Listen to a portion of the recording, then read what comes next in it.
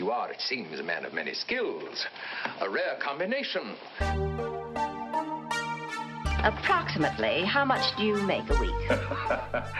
Yo, what's Gucci, guys? In this video, I'm going to show you guys how to use TradingView. So if you're just getting into trading and you want to learn candlestick charts, then TradingView is a free platform that I've been using for a long while. I actually pay for the pro version because I find it that beneficial when it comes to my trading. Now, I'm not saying you have to buy it. It comes with a free trial, and I'm pretty sure it's always free. I'm not sure if there's like a 30-day time period on it nowadays or whatever, but it's a really great platform. I highly recommend, and I'll basically show you guys how I use it. So at the top left here, this top menu bar, this is where we can basically change the tickers and change the time frame and style of chart. So for example, if you wanted to look at a line chart, you go up here and you could change your charts to whichever you want, hike and ashy. This basically tells you momentum. So on MMED, we could see that there's lots of green here, lots of momentum. Like there's different style of candlesticks that you could use to read, or line charts. You could use that up there, changed with the time frames. So time frames are really key. I'd like to consider myself a swing trader. So when it comes to trading, I use the 4-hour, the daily, and the weekly the most. So I like to use 3-day, 2-day as well.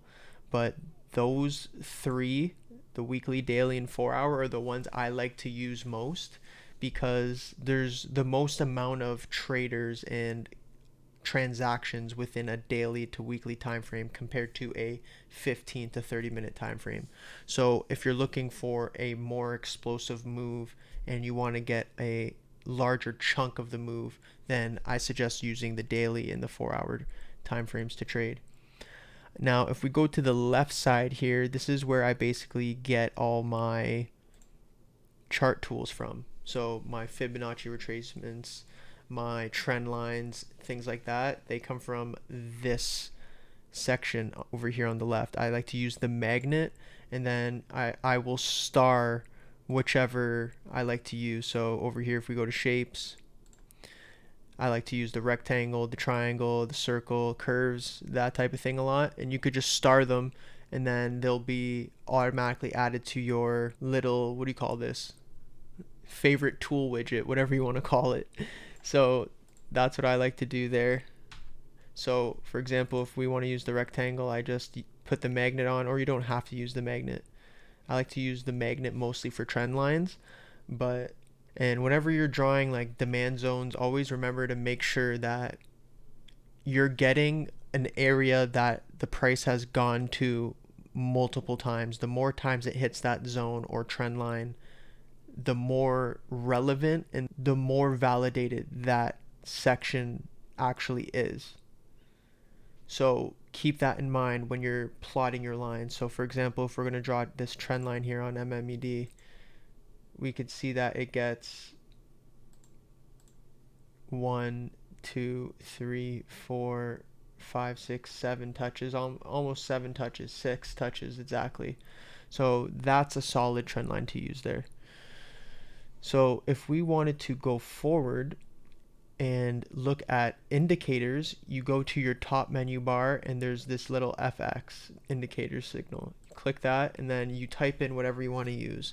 My favorite indicators that I've been using recently are, of course, volume, the 8 EMA or the 20 EMA, and that's pretty much it. I usually use only these three now. The other ones I just use here and there, like the volume nodes on the right. I like to use that to kind of give more context to my supply and demand zones and certain areas that we have confluence on the chart. I don't like to just keep it on there all the time. I just use it to quickly check.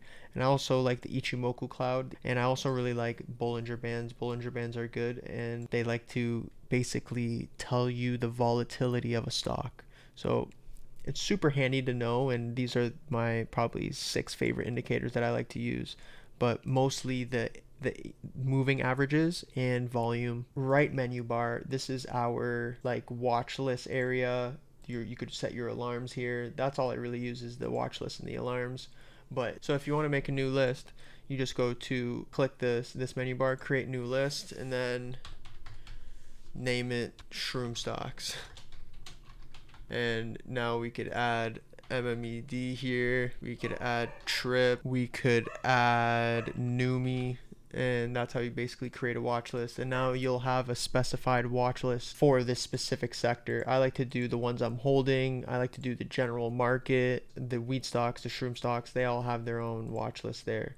So that's what I like to do when it comes to my watch list. Overall, TradingView is super handy. I love using the tools they have. They have helped me so much when it comes to using the tools to trade, because I'm a big technical trader. So I kind of need these tools, and I need this platform to give me my edge when it comes to trading in the markets.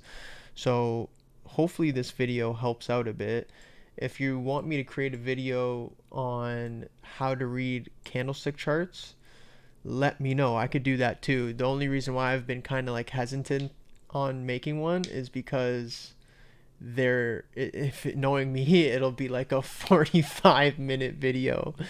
So if you guys are interested in one, let me know. I'd definitely be glad to make one. I think I already made it. I already made one on my Instagram, but they're lengthy, man. They're like 20-minute videos, but I can get real into depth. So if you guys want me to get into further details on like how to use indicators and how to read candlestick charts, let me know, because those videos could definitely come anytime soon. All right, peace, guys.